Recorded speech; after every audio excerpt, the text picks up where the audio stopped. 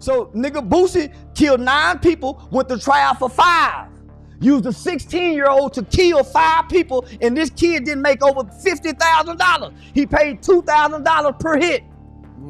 And people saying God on his side. You're a damn lie when he got a 15-year-old doing life in prison. And by the way, I helped worked on that law to try to get this kid out. It's called JLWOP, juvenile life without parole. I went to Washington, D.C. over 4 or 5 times. We got it abolished, but you know what? They didn't make it retroactive for the boy Boosie used. So that's why this is personal to me, nigga. Boosie's 15-year-old hitman, the same kid who put in all that work for him, the same young boy who caught 9 bodies before he could even get a driver's license, is now trying to snitch his way out of prison. Yeah, you heard that right. After all these years of keeping his mouth shut, after getting life without parole while Boosie walked free, Marlo Mike is ready to tell it all just to see daylight again. And fam, when I say it's over, I mean it's over. This is about to shake up everything you thought you knew about the Boosie case. Let me break this down for you because this story gets darker the deeper we go. To understand how we got here, we gotta go back and talk about who Marlo Mike really was. This wasn't no grown man, no seasoned street dude with a reputation. Nah, this was a baby, a 15-year-old shorty from Baton Rouge who got caught up in some real street politics way too young. His government name was Michael Louding, but everybody knew him as Marlo Mike. And before Boosie got a hold of him, he was just another kid from the hood trying to survive.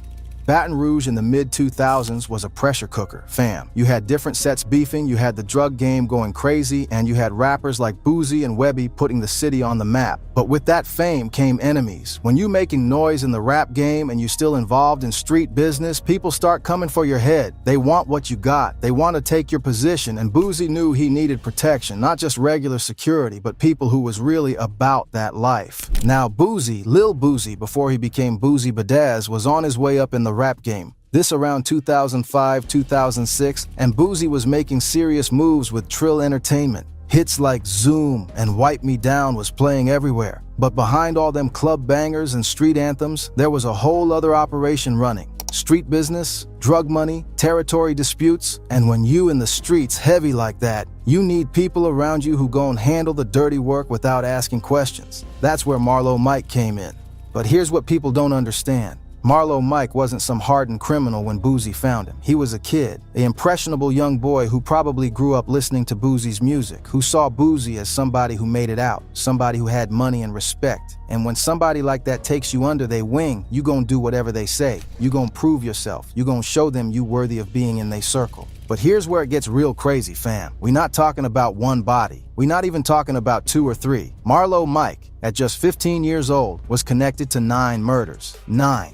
Think about that for a second. This kid wasn't even old enough to vote, couldn't buy a pack of cigarettes legally, couldn't rent a car, couldn't do none of the things adults do, but he was out here moving like a trained assassin, like somebody who'd been in the game for decades. And the wildest part? Boosie was allegedly paying him just $2,000 per hit. 2 bands. That's it. Let me put that in perspective for y'all. You know how much rappers spend on a chain? On one night at the club? On a fit for the gram?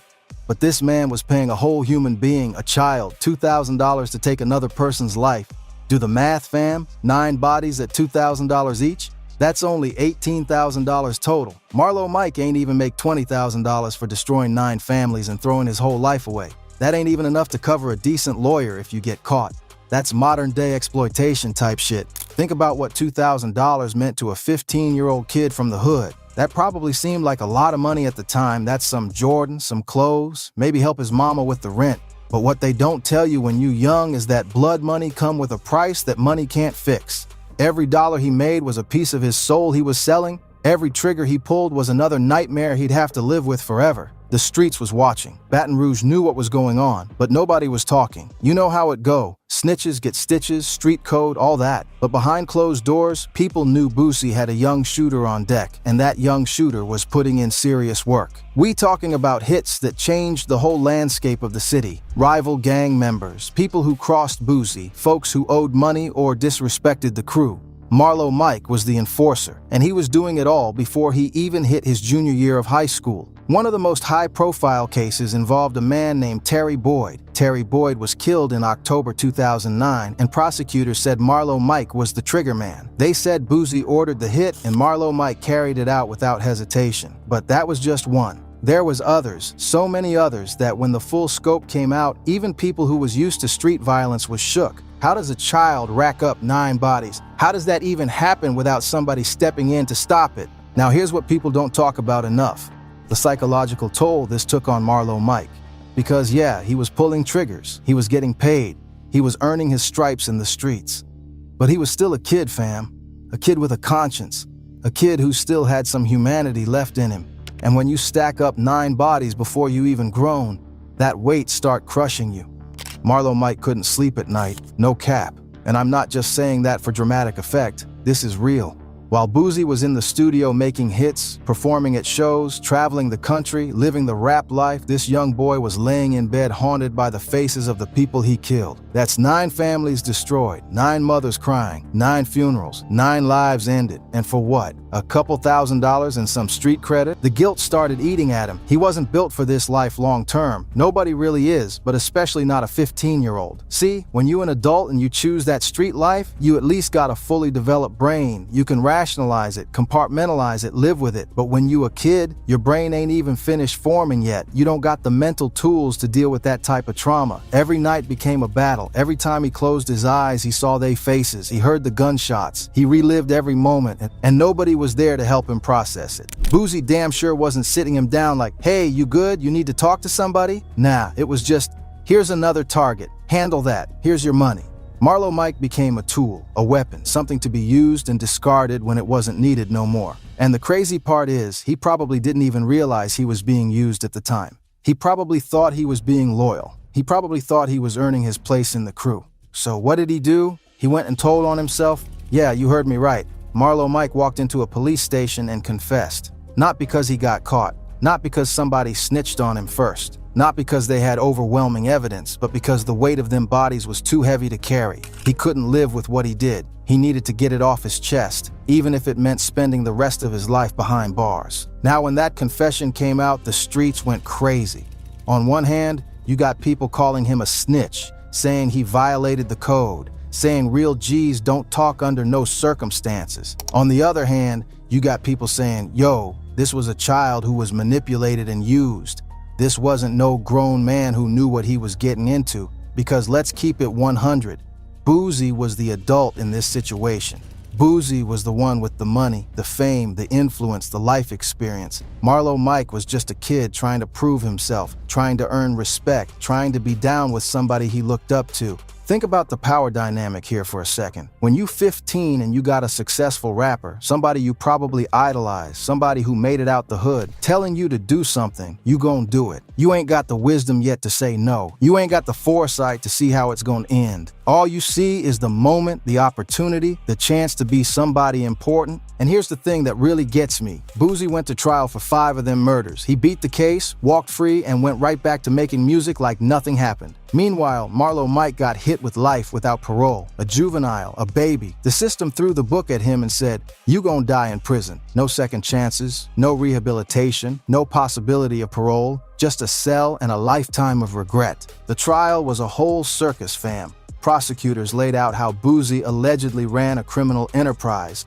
how he ordered hits, how Marlo Mike was his weapon of choice. They had jailhouse recordings, they had testimony, they had evidence. But Boosie had a good legal team, and they created enough reasonable doubt to get him off. The jury couldn't convict him beyond a reasonable doubt, so he walked. But Marlo Mike, he didn't have that same kind of defense. He already confessed, he already told them everything, and even though he was a juvenile, even though his brain wasn't fully developed, even though any psychologist would tell you he was manipulated and exploited, the courts showed no mercy. They gave him life without the possibility of parole and sent him to Angola, one of the most notorious prisons in America.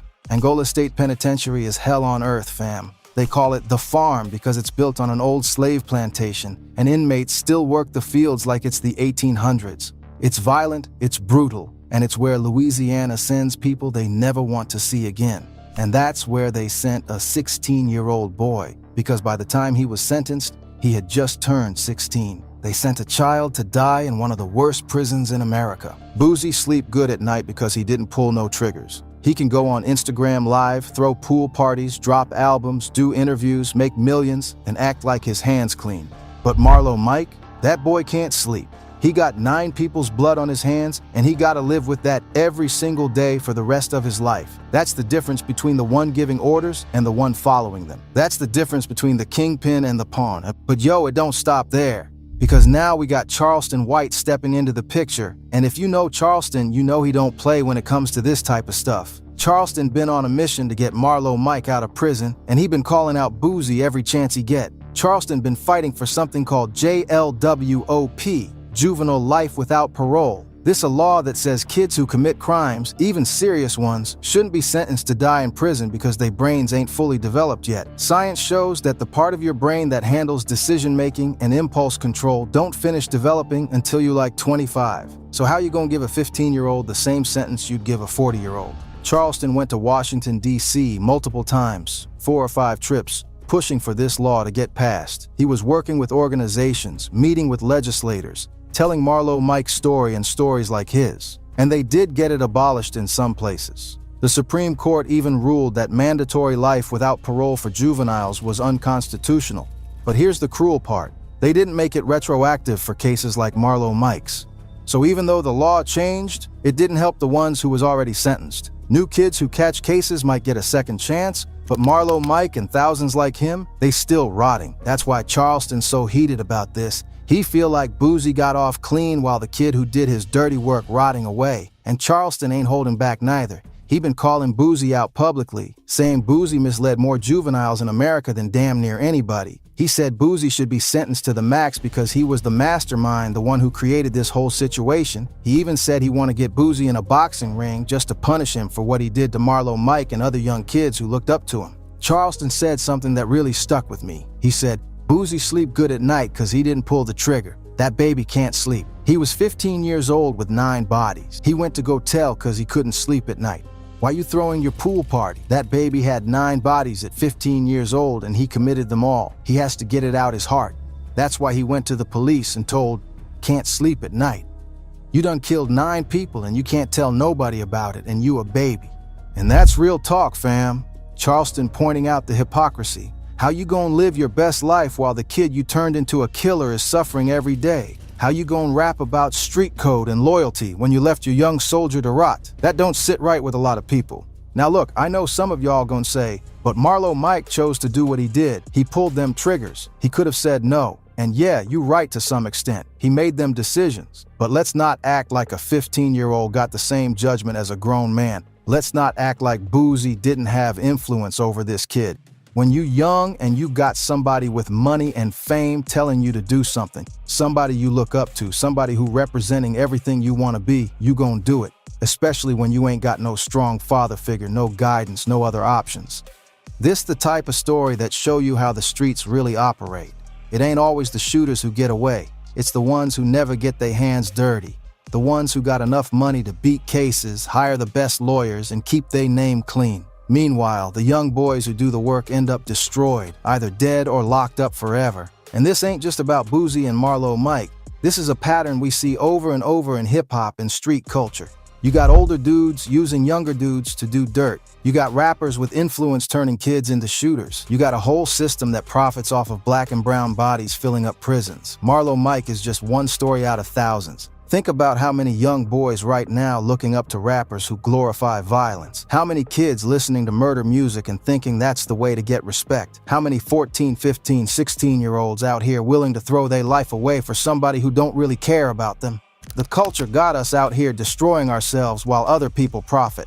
And the music industry love it. They love the authenticity. They love the street stories. They love rappers who really live that life because it sells records. But they don't love them kids who end up dead or in prison because of it. They don't take responsibility for the influence they have. It's all entertainment to them, but it's real life for us. Marlo Mike's story should be a warning to every young dude out there trying to prove himself. Don't let nobody, I don't care how famous they is, I don't care how much money they got, turn you into their weapon. Because when it's all said and done, you the one who gotta live with what you did. You the one who can't sleep at night. You the one who gonna be sitting in a cell while they out here living their best life. And to Boosie, if you listening, Charleston White and a lot of other people think you owe that boy something. Whether it's fighting for his release, whether it's speaking out about what really happened, whether it's using your platform to help change these laws so other kids don't end up like Marlo Mike. Because right now it looked real bad, fam. It looked like you used a child, threw him away, and kept it moving. And maybe that ain't the full story, maybe there's more to it, but perception is reality in the court of public opinion. The least you could do is advocate for juvenile justice reform. Use your platform to talk about how the system targets our kids. Talk about how we as a culture need to stop glorifying violence and start protecting our youth. Show some accountability, show some growth, because if you really about that life you rap about, then you should care about the soldiers who went down for you.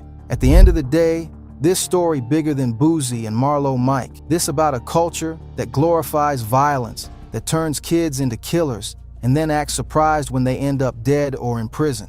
We gotta do better. We gotta protect our youth. We gotta stop letting these rappers and street dudes use young boys as pawns in their games. We gotta start having real conversations about the music we consuming and the messages we sending to the next generation. We gotta start holding people accountable, not just the kids who pull the triggers, but the adults who manipulate them into doing it. We gotta reform a justice system that throws away children without giving them a chance to grow and change. Marlo Mike's sitting in Angola right now, probably wishing he could go back and make different choices. He probably replay them moments in his head every single day. He probably wished he had somebody in his life who told him no, who protected him, who showed him a different way. But he can't change the past. All he can do is hope that maybe, just maybe, somebody with power and influence will fight for him.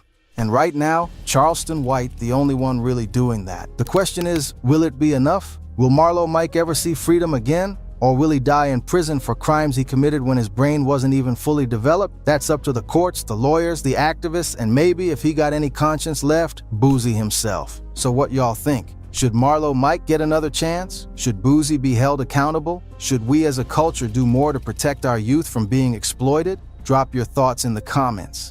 And if you made it this far, make sure you hit that like button and subscribe, because we diving deep into stories the culture don't want to talk about. We having the conversations that make people uncomfortable, because that's the only way things gonna change. Until next time, stay safe out there, protect the youth, and remember, real strength ain't in how many bodies you got, it's in how many lives you save. Peace. Around him from succeeding, while 50 pulls everyone up.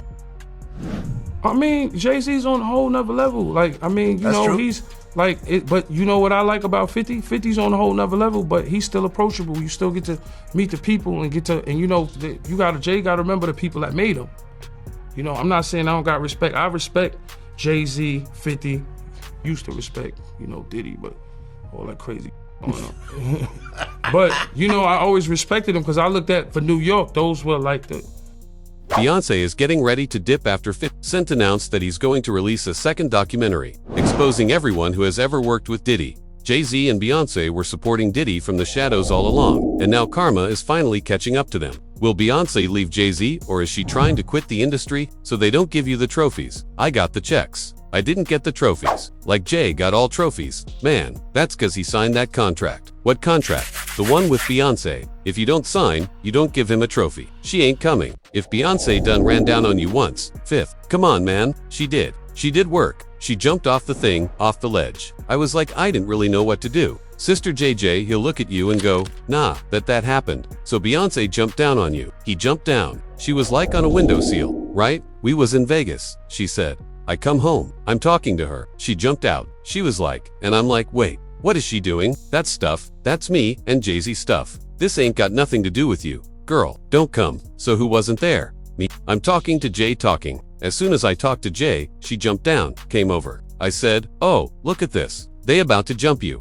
You lucky Solange wasn't there. Yeah, you wasn't there. I would have had the ER reboot. Huh? What? So what the B say, or she was just staring at you. And she came like she was ready, like thought something was going to happen, and I'm like, yo, whoa. She's throwing me off now cause I don't know exactly how to respond to this. You are still Beyonce. Oh-ho, I'm see all going. She going, what is this guy? I'm like, wait, what happened? I look at Jay. He go, you tell. Jay-Z knew that 50 Cent was going to come after him next. He never expected 50 to have the footage that was presented in the docuseries, and he knows that it's only a matter of time before 50 releases footage of him and Diddy scheming. 50 already announced this. Allegedly, 50 has more than 140 hours of footage implicating some of the most powerful people in hip-hop. We finally have 50 Cent coming out confirming that he does have more dirt on Diddy that he didn't even get to put in the 4 episodes on the Netflix Diddy documentary. And since it's 50 Cent, it's so hard telling what in the world he all has. But he said this in reference to the video footage that he got of the man recording Diddy before Diddy went to jail. And on top of all of this, he said more people came forward to him with allegations that didn't even make it into this Netflix Diddy documentary. And he alluded that he is about to drop this all on YouTube. Hess sat down to explain some of this on the Sherry Show yesterday, and she said, "It shocked a lot of people to see this personal footage of Diddy. I know 50 the way you run. This cannot be all that you have. Is there other stuff that has not been shown?" He said, "Yeah, well, there's some stuff that couldn't make it in because there was only 4 episodes in the Netflix Diddy documentary." And then Sherry asked 50 Cent, "Does this mean that there's going to be a part 2 of the Netflix Diddy documentary?" And he said that he's just going to put it on YouTube. This was not the only time in this interview that this man said this, like he is sure on YouTube for whatever reason. And he was even laughing about it. And in my opinion, I feel like why he wants to put this on YouTube is because Netflix probably wouldn't let him put in certain things because of liability. I think this is Sony of the main reasons why some of the things weren't talked about in the Diddy documentary. But like I said, also he has cut down to a certain amount of time. Netflix gave him 4 episodes, so he has to put everything in those 4 episodes. And she asked him, out of all of the people that were coming forward, have there been any new tips that you have gotten since it's been released? He said, "Well, yeah. Everyone starts to feel a little more comfortable when they see other people telling their truth about it." 50 and Jay-Z have had beef for ages. And Jay-Z has done everything he possibly could to destroy 50's career, only for 50 to come back stronger. Now 50 is coming back for revenge, and he's going to take down Beyonce with Jay-Z. The difference between 50 and Jay-Z has always been the way they act with the community. Jay tries to stop the people around him from succeeding, while 50 pulls everyone up. I mean, Jay-Z's on a whole nother level. He's like a. But, you know what I like about 50? 50's on a whole nother level. But he's still approachable. You still get to meet the people and get to, and you got to Jay, got to remember the people that made him. I'm not saying I don't got respect. I respect Jay-Z. 50 used to respect, Diddy, but all that crazy going up. But, I always respected him because I looked at for New York. Those were like the Muyork. Those were like the mule, the guys. You know what I'm saying? The guys with the most money and the most influence. So, with Jay is like, when the last time you haven't seen Jay. So, I think people are just going to say that. You know what I'm saying? But for me, I am in Jay, You got to remember, he didn't want 50 at the Super Bowl. That was crazy. I'm like, wait, Jay didn't want 50 at the Super Bowl. He didn't want. I remember Eminem pushed for it. That was some haters. Yeah. I remember Eminem was like, I'm not going to do it unless 50 does it. I heard that, but I didn't know that Jay was trying to stop me. I don't know. 50 never told me that, but I don't think Jay, one of them did. I don't know. Because of what some of the back and forth competition, you got to think 50 always been competition for Jay. Remember, I'm about $1. What the 50 Cent? That was a long time ago. That was what was that? But after that, they did a song together. Remember the whole, of course, but 50 was always competition. Then remember, Jay said, "Yo, 50's coming." He told Siegel and him and Memphis Bull and all them. Yeah, and come on, 50 is like he's on a whole nother level. You got to remember, he came after Jay and Rockefeller. Gun came and people might ungun it, but we with Eminem, Dr. Dre, 50 Cent. Nobody has outsold us, bro. Yeah, and nobody has had the effect that we had. Jay-Z was there with Diddy at all of his freak-off parties, and that's where he would cheat on Beyonce. Beyonce knew this, but she didn't care. She was right there.